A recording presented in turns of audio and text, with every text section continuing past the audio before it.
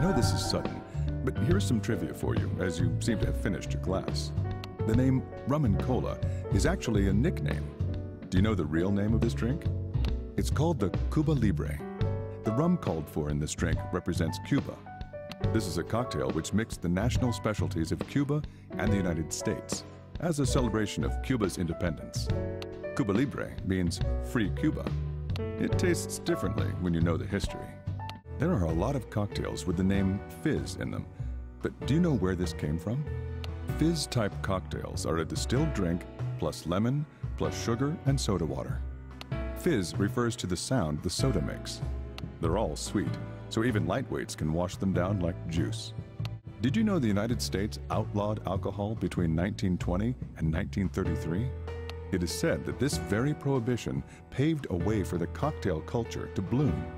Alcohol made in secret tended to taste terrible, so people began mixing it with anything and everything to make it more enjoyable. These are the roots of the modern cocktail. The more you stamp on a weed, the more it thrives. My, that's deep. It's said that chugging alcohol isn't good for you, but sometimes it's necessary. The cocktail Nikolashka is an example of this. It uses cognac, lemon, coffee, and sugar. But first, you put the lemon, coffee, and sugar in your mouth. Then you take a big swig of cognac. Of course, you can't even talk until you drink it all. It's necessary to chug it. But cognac contains 40% alcohol, so those with low tolerances should not attempt this. One style of cocktail that requires the most experience and technique to create is the pousse café. Normally, cocktails are stirred thoroughly, but this is a cocktail you cannot mix. The bartender creates a beautiful rainbow inside the glass by carefully layering differently colored liqueurs according to their densities.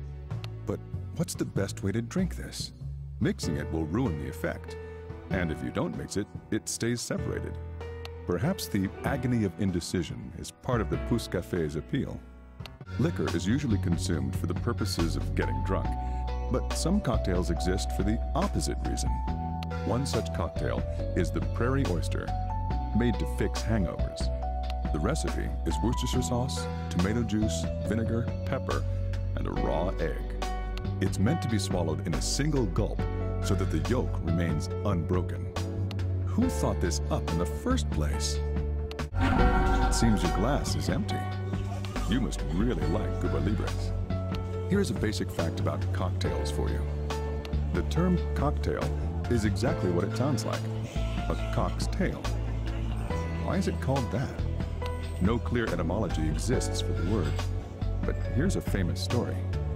A long time ago, an English sailor asked a young Mexican boy stirring alcohol in a glass what the name of the liquor was. The boy thought he was asking about the name of the stirring stick, so he answered, cola de gallo, a cock's tail feather. And this is said to have spread as the name of mixed drinks in general. Isn't that interesting? But who knows what's true? Since you have had at least one cocktail a night and learned fascinating facts, you will now be given the title of Cocktail Connoisseur. And that was all of the trivia on cocktails. Please continue to enjoy the rest of the story.